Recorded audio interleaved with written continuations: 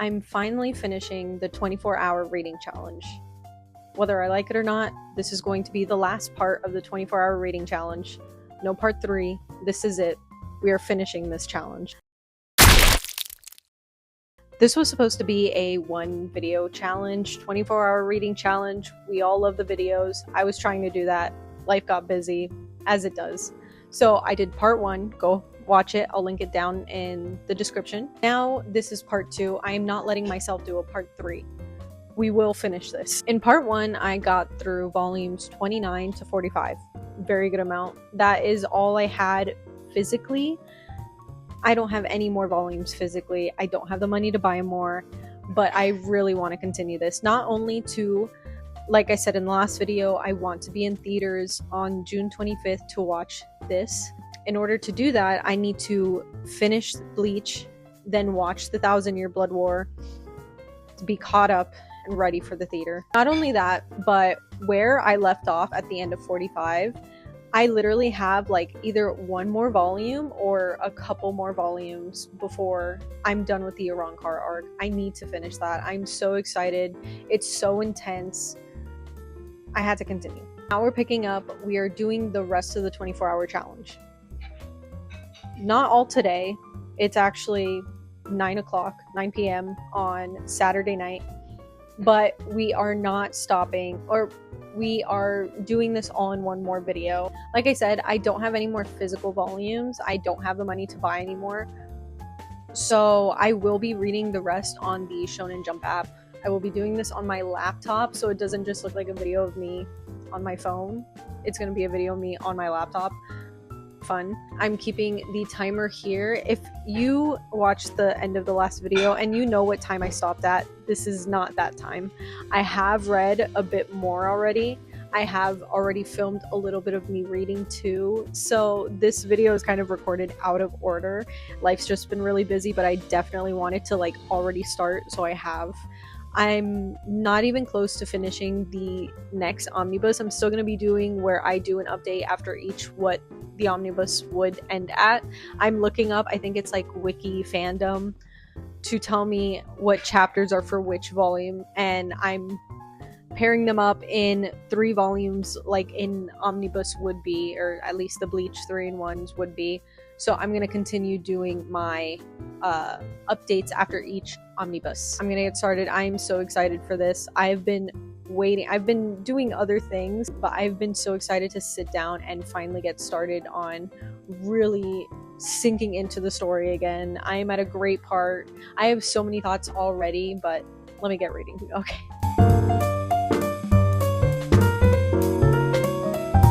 We are on the next day. I honestly read like 2 chapters and then went to bed last night, but we are at 13 hours and 21 minutes.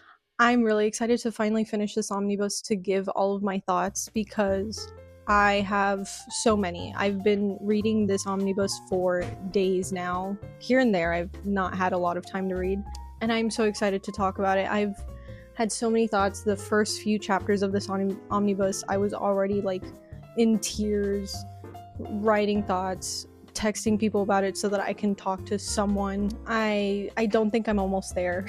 I think I still have a good amount of time before I'm done. I think the end of this omnibus is the end of the Arrancar arc. It is now Sunday morning. I'm gonna start reading more. We're gonna get this done. I took tomorrow off too, so if we have to do more tomorrow, we're gonna get it done. And then, like I always say, Tuesdays when I come out with videos, hopefully this is out on Tuesday. I want to get all the editing done. We'll see. All right.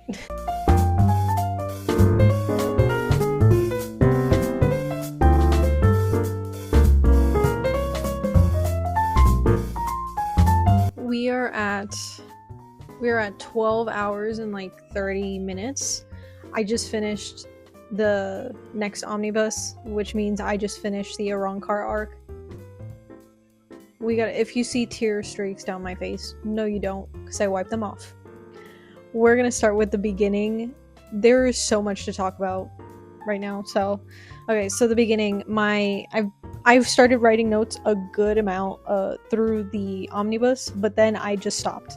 So we're gonna go through what I wrote down. I had a feeling that Aizen was in control in some way over what was going on, at least in the Soul Society arc. I mean, we learn during the Soul Society arc about how he controlled what was going on from the beginning and through that arc. But what we learn is that literally since the beginning, since Rukia was assigned to go to the world of the living where she first meets Ichigo, since then he's had control. He had control over who Ichigo was fighting and when he was fighting them. He had it almost felt like he had control over how Ichigo got stronger as well. And it just feels like a way that Aizen kind of breaks the fourth wall in the series, because I feel like a lot of shonen kind of go through a certain flow where we meet the characters, how the story flows, how the power progresses, all those things. Shonen kind of has a flow that it goes through, and we're just kind of there accepting it, like that's just the story and this is how the story progresses. But I feel like in Bleach, what it does is kind of break the fourth wall and say, no, all of it was orchestrated. It's not just how the story flowed. It wasn't natural. You weren't seeing actual story. It was all controlled by Aizen. And it's just so interesting. Even getting like way before the first chapter, everything was controlled. Every tiny, minute detail was controlled by Aizen, to getting the first chapter as readers. It's a huge surprise. It's not just a huge surprise to Ichigo and everyone else, but it was so impactful because it's also to the readers being told everything you've read up until this point you thought was a story that you're enjoying, and really it's part of this orchestrated plan that Aizen has had the entire time. So I thought that was just so interesting. I couldn't believe it. It was a shock to me, feeling that same shock that Ichigo was feeling while getting all this information. It puts everything into perspective. It was crazy. I already want to reread this series, and I know while I'm rereading it, it's going to be so great to read it from the perspective of knowing that this is all happening for a reason. So that was so cool. There's a point where Aizen in the middle of a confrontation with Ichigo tells him to lower his voice, and I just wrote that down. I thought it was so funny. Everyone's screaming. It's an intense series. It's an intense fight that they were in. And he's just like, lower your voice, please. You don't have to raise it.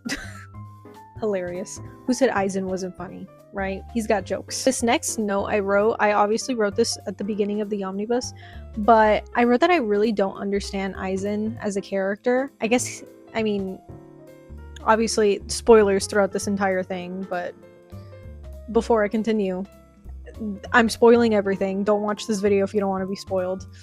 But obviously at the end of the arc, he dies, so I guess that's it. Or maybe they talk about him and we understand him more. So we get a little more understanding of Aizen at the end of the Arrancar arc.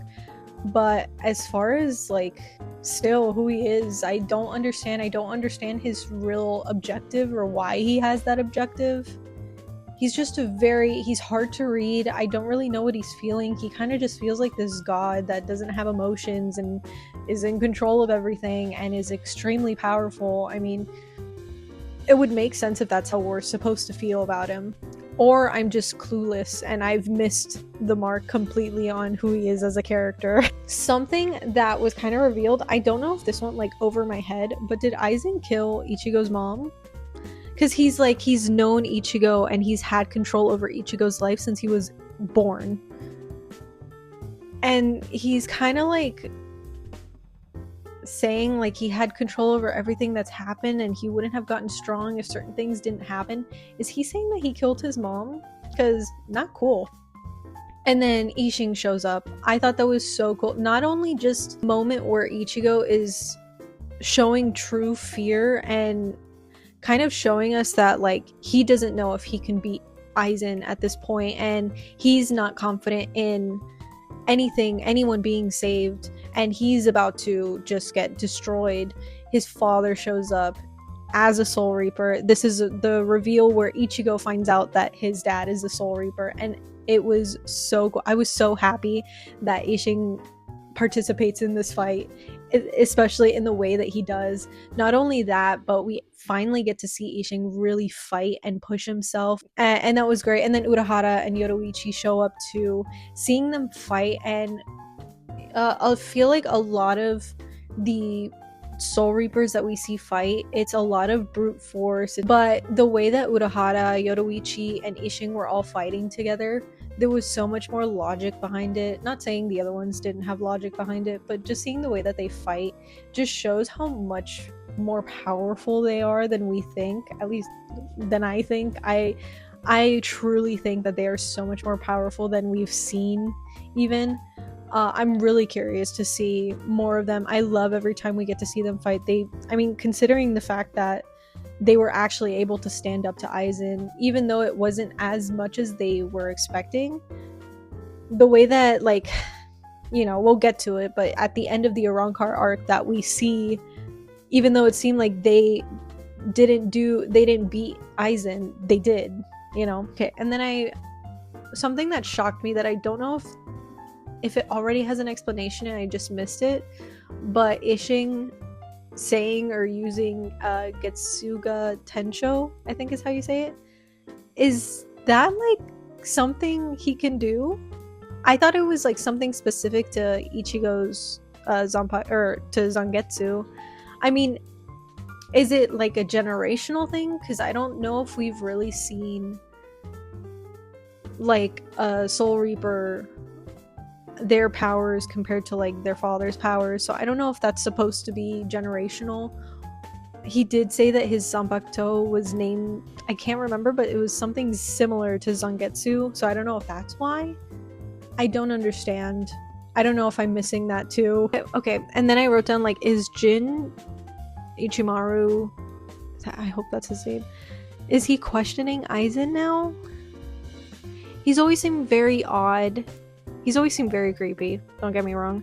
He's always seemed very odd though, and there's definitely been scenes here and there where it looks like Aizen is kind of side-eyeing him for some reason.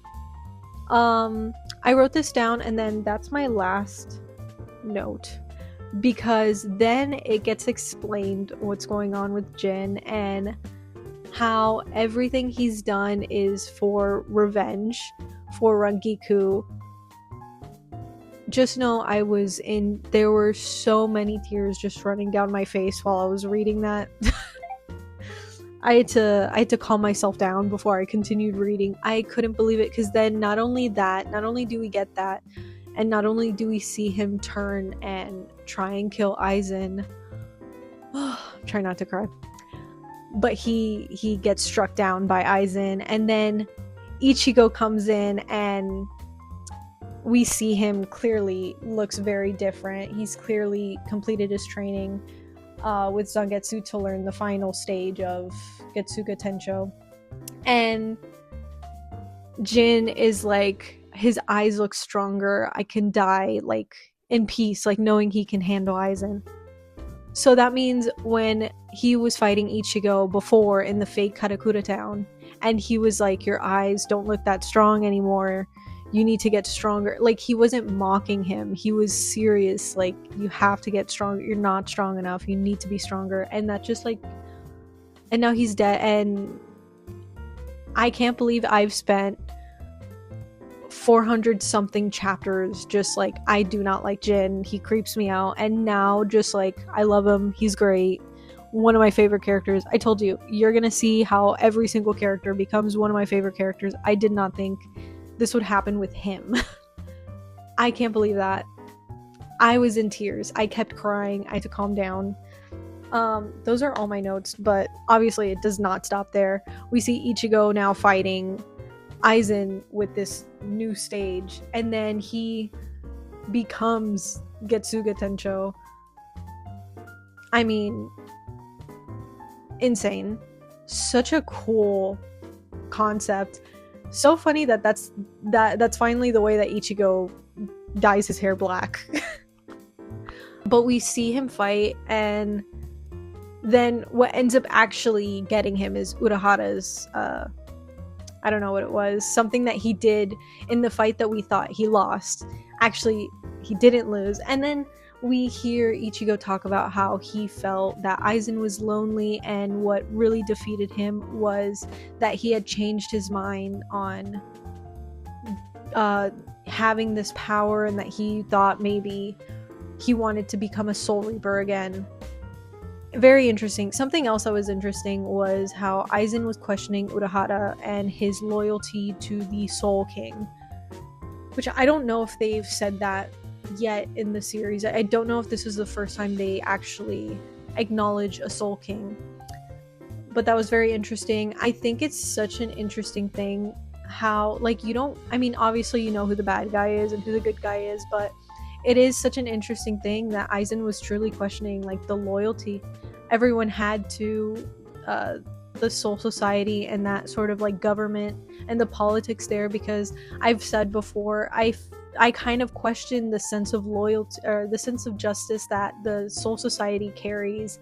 I feel like there's a lot of flaws to their sense of justice and to the politics that we see there. And the fact that the Council of 46, it's like whatever they say, you cannot like overturn it or anything. Like, it's whatever they say is law, and obviously that's not always great. But obviously the way that Aizen goes about it is wanting to commit, I won't say the word, but G-side. So that's not good. So obviously that's why he's bad. But it's interesting that we're seeing a lot more questioning about the sense of justice that they have, the Soul Society, the Soul Reapers have. Very interested to see more of the Soul King now that he's brought up. And obviously Urahara and Yoruichi are part of a kind of like something else other than just the Soul Reapers and the Court Guard squad, the Court Guard company. So very interested in that. So now I am starting the next arc. I'm very excited. I know nothing about what this arc is, what it entails. We've already have been past the point of what I watched when I was younger, when I watched the anime, so I have nothing to even think of. I don't know what this entails.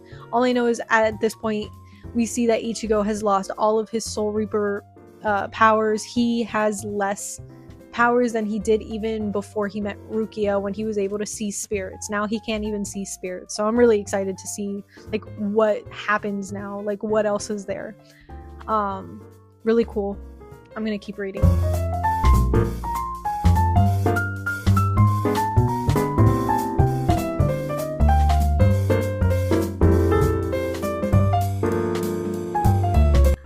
I have to be all the way up here so the camera actually focuses on me and not on him. He's taking my spotlight.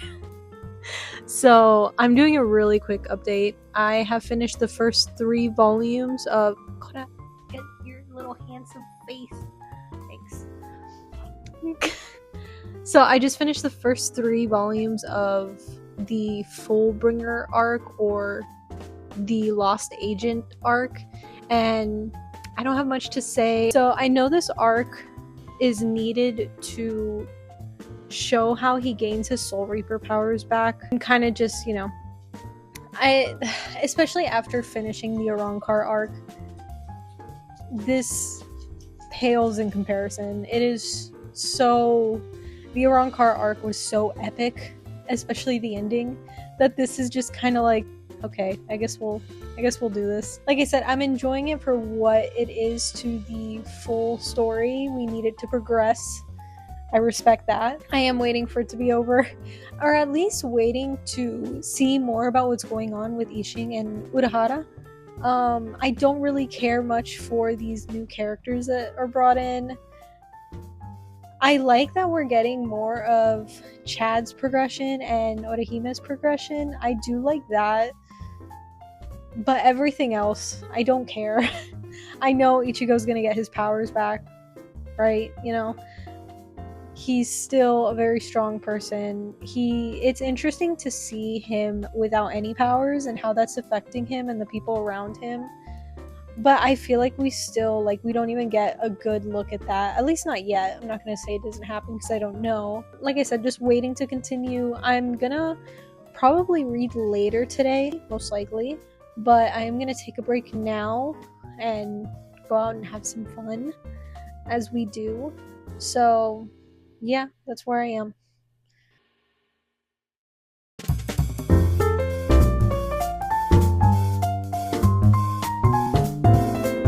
All right, so I just got back from the library. We are at 8 hours and 3 minutes. I can't believe it. I'm starting to see the light at the end of the tunnel. So, at this point, I'm going to tell you right now, I am at the beginning of the Thousand Year Blood War arc. Finally, I'm so excited. We finally finished that Fullbringer arc. I'm going to give you my updated notes though. So, honestly, I couldn't really care. I could not care less about the Fullbringer arc. I was not enjoying it. I was reading it because I knew like we needed it for the plot. The only time I started caring was when Rukia and everyone else came back. Oh my god, I was at the library while I read that part. Tears in my eyes. I was so happy. I was like, when am I gonna see them again? I miss them.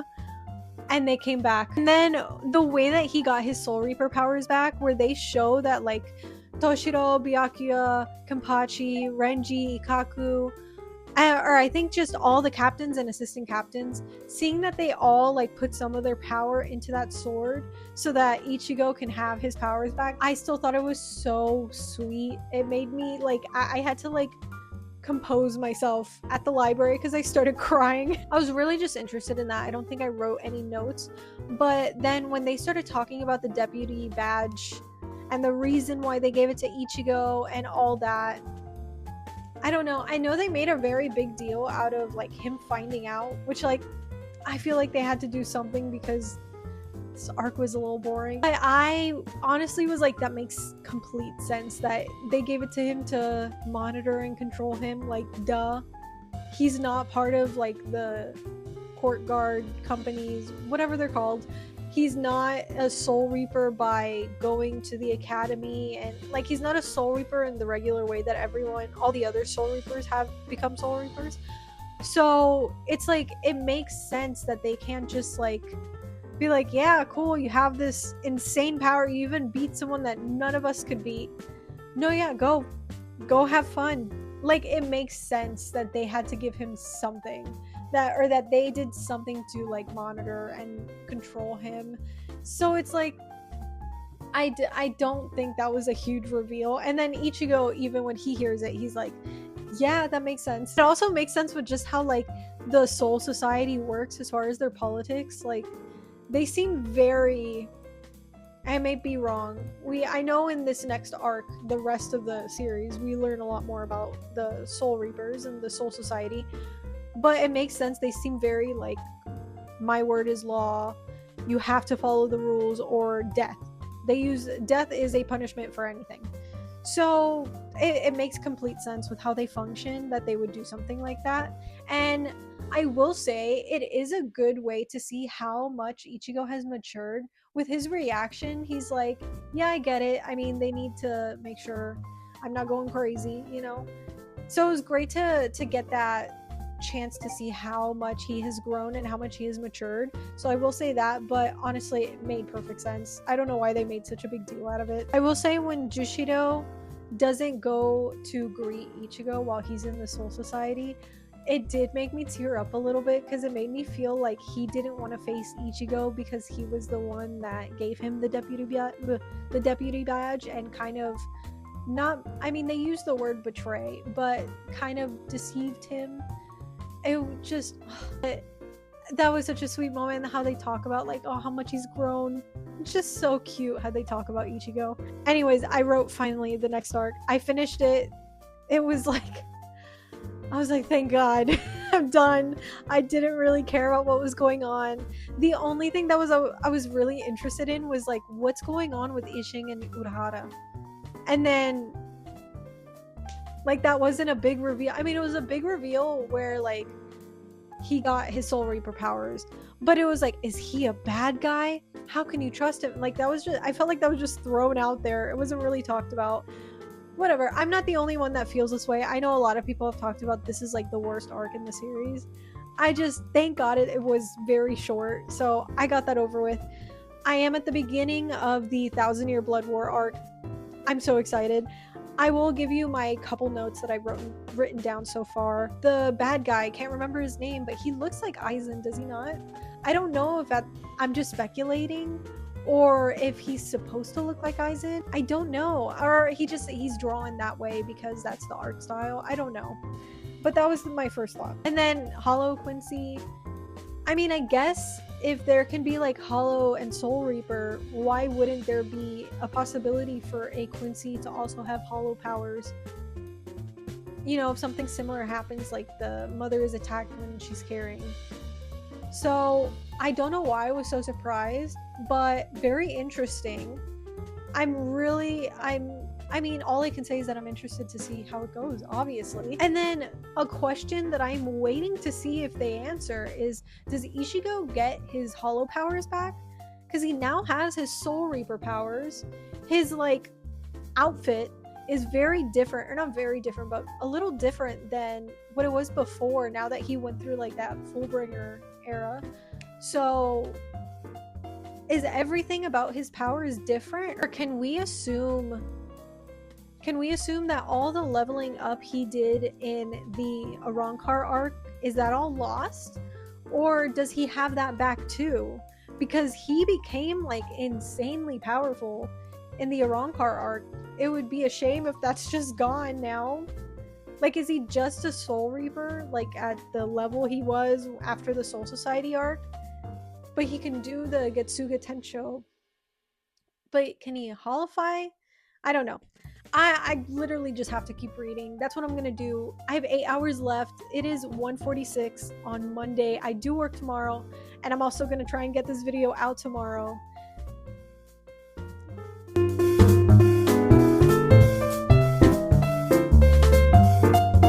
We have 2 hours and 58 minutes left. It is Tuesday afternoon, meaning this video did not come out Tuesday morning like I wanted it to, but it's okay. I'm loving this. I really think I might even finish the manga series within these 3 hours. I really hope so. I'm on like chapter 542, which is the end of the like first part of the 1,000-Year Blood War arc. I'm gonna be honest with you, I did not write any notes down. Literally the only note I wrote was, it seems like there's also something else going on in the Soul Society that is separate to the war, like that's separate between the war between Soul Reapers and Quincy's. So I don't know if I'm completely misreading things, but some sort of inside job is going on in my head, at least. I'm a little suspicious of that. So like I said, I didn't write anything down, so, and these are a lot of chapters that I've read since I last updated you guys. The last thing I remember, I don't know if more happens after, forgive me. I've just been trying to like read as much as I can and not stop so that I can get to the end and actually finish this video. But I know like Ichigo learns that Zangetsu, or who he thought was Zangetsu, is not Zangetsu. So that's like, what? And then he's also part Quincy. There's so much. And then him learning about his dad and his mom's relationship and who his mom was and how he got the hollow part of his soul. It's just so interesting. I love the little like tidbit of their romance, even though that wasn't like the biggest part of their story. I just thought it was so cute the way that Ishing literally leaves his post without even hesitating to stay in the world of the living with her. It's just so sweet. And then learning about, I can't remember his name, Ishida, no, that's their family name, but Uryu's father, and how he was supposed to marry Ichigo's mom, but it was more like an arranged marriage to keep the Quincy blood pure. But just it was very interesting getting more history behind all of that. We leave off, or one of the things that is kind of like a cliffhanger is Uryu showing up where, forgive me, I'm not even gonna try to pronounce his name. All the names now and all the words for things are, I think, are like German based. I'm not even gonna try. With the Arancars, the Espadas, it was all Spanish. I am Spanish. It rolled off the tongue for me. German, does not. So I'm not going to even try to pronounce his name, but I think he's like the king of the Quincy's, or the father of the Quincy's. Uryu shows up where he is and is like, oh, I don't know. I don't think Uryu is doing that, right? Like, Uryu is a good guy. There has been nothing to show that he would turn against everyone. So I don't know. I don't think it's him turning against everyone. Either he has a plan or someone is in control of him, because they do say all Quincy's have a bit of this guy's blood in them. So he's able to literally like just unalive whoever he wants by taking their blood. Or I just made that up. I wish I can remember more. I know they went to the royal palace. We learn a little bit more about that. I like that they brought up the fact that like the Soul Society got, I don't know if I can say that word, there was a big disaster that happened in the Soul Society, and Squad Zero did not show up, and they're like, well, it's not our job, it's yours. What a stupid reason, first off. But whatever. I'm glad it was at least questioned what their problem was, which is still, I mean, like, whatever. I'm not gonna get into that. But I'm glad it was asked at least, like, what were you guys doing? That was crazy. Oh my god, the invasion, the first invasion, that's something that happened. That was such a hard thing to watch. Oh my god, how can I forget when Kenpachi and Unohana fought? Hold on. You're telling me she dies and that's it? We learn how insanely cool she is and how powerful she is and how she was the first Kenpachi? And she's dead now? We can't get more? What the heck? That was so cool. And then I had heard about this before, but like really seeing it, how they refused to continue training Kenpachi Zaraki because they were scared he would be too powerful, and if he chose to turn on the Soul Society, he'd be able to destroy them. Kenpachi Zaraki is so cool. One of my favorite characters. That has not changed. He is so insanely cool. I feel like we need a whole book giving us more story for each of these characters. They're so cool. We need a whole thing about the Kenpachis because that is so interesting. I don't know if we get more. I know there's novels. I'm definitely going to read them. I don't know what we get though. I literally know nothing about the novels. I don't know if there's movies. I just borrowed the live action Bleach movie from the library. I know. Just because it was there and I was like, why not? You know? I don't know if there's more, but please let me know if there's like novels and what I get from them and what I should start and what order I should read the novels. Please let me know if there's other things that exist out there for me to get more of these characters. Please. What do you mean Unohana's dead? And her Bankai she was the most like ruthless criminal serial killer in the Soul Society. And that's why she was part of the first 13 guard companies. Because of that.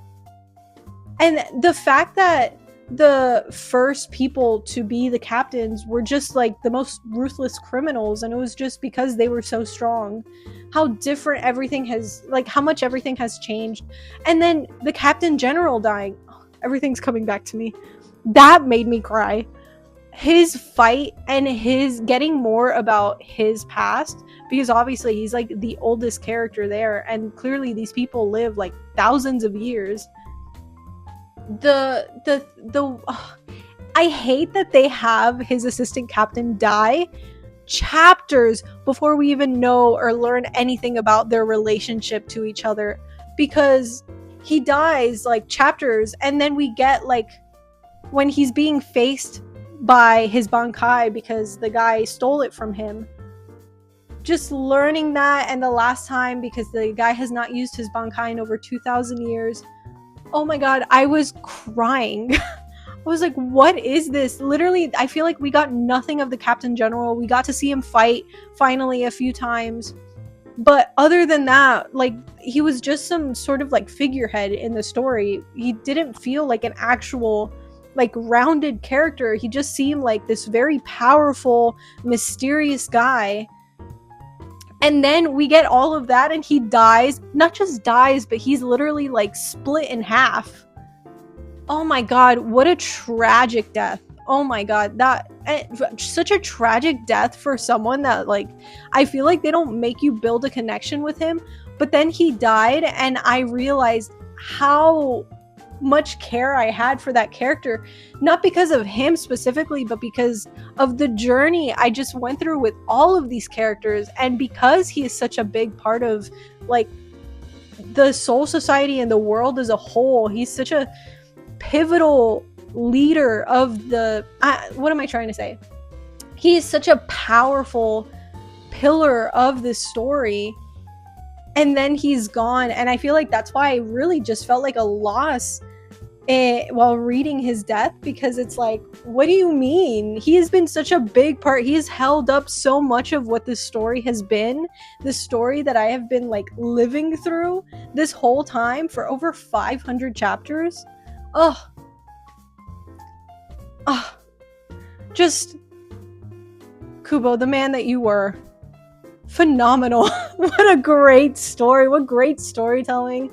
I can't wait to reread this and just get so much more. I feel like this is a series, and I talked about it with someone in the comments. This is a series that you read multiple times and you gain something new. And you gain something for the next time you reread it. I just love it so much. Okay, that's all I remember from what I've read. There might be something else big that happened that I don't remember. Also, does Ichigo get his hollow powers back? I've been saying this whole time, every time I talk about Bleach. I love Ichigo's hollification. Please, do we get that back? Is that done too? Okay, I'm gonna stop. I'm gonna start reading again.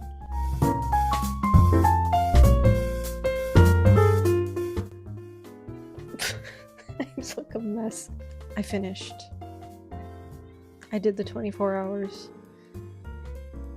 I finished at chapter 597. I don't know exactly what chapter I started this challenge on, but I know I was on volume like 29, I believe. I'm pretty sure it's like somewhere in the 300s. So I definitely read a good amount. I honestly wanted to just, even after the alarm went off, to go and just finish reading the series and have that included in this video, but I need to go to sleep. I am so tired. I've been enjoying this challenge so much, but I'm honestly so happy to not have to do this for another week. I think I'm gonna take like a week or two break from reading this series. Obviously I want to film my experience actually reading the ending to the series, but I need a break from this intense filming and reading, honestly. So I'm gonna take like a week or two break from this specific series, but I honestly don't even know what to talk about. I took no notes. I was just trying to push through so I can go to sleep soon. I mean, we have the second invasion happening. We have Ichigo, Orihime, Chad seeing that Uryu is with the other side. I mean, there's just been a lot of fighting happening. Where I stopped is kind of still in the middle of all the fighting. I can't really think of anything specific to bring up about what I read. Renji, Byakuya, Rukia seem to be much stronger now. They're all healed and fighting. Orihime, Urahara, and Chad are in the Soul Society now. I'm excited to finally get to see how powerful they have become, because obviously they've been training this whole time. So obviously we're gonna eventually get to see how powerful they've become, but not today. I feel like I should say so much more, but I really want to go to sleep. I still have to edit this and get it out for tomorrow morning. But this was a very fun experience. I really think I want to do more videos like this, more challenges, more reading vlogs, probably more planned out next time, and maybe less intense. I feel like this was a lot that I tried to do for my first reading challenge, but nonetheless very fun. I like that I got to read a really big chunk of Bleach because of this challenge. I honestly read so much more than I was expecting. I don't know why. I thought I was only going to get through like a handful of volumes. In 24 hours, I got through, I think I'm technically on volume 66. So I'm very close to the end. Like I said, I'm going to bring you guys on that journey of me finishing the series. So I'm not going to be reading more until I'm able to mentally do another reading blog, which will be like a week or two, probably 2 weeks of me giving myself a break and getting a chance to read other things. But I really enjoyed this. Go check out part 1. I'm gonna have it in the description below. I hope you can't hear all the music that's playing right now. I have a couple other videos that are of me talking about reading Bleach if you're interested in that. Thank you guys so much for watching this video. Thank you so much for being part of this journey with me. Comment below another reading challenge you think I should do or that you enjoy watching me do. I don't have a lot of knowledge on different reading challenges. Or comment below the next series you think I should do like a 24-hour reading challenge for.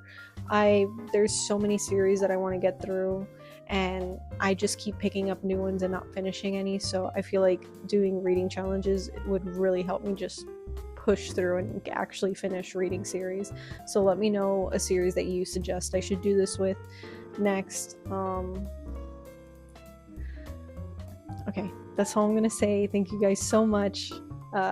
Please, if you enjoyed this, like the video, subscribe if you want to see more. My Instagram is going to be linked in the description as well. I post all my updates. I post more videos on there. You don't have to do anything you don't want to. I'm going to try and edit this quickly and go to sleep. Okay, thank you. Bye.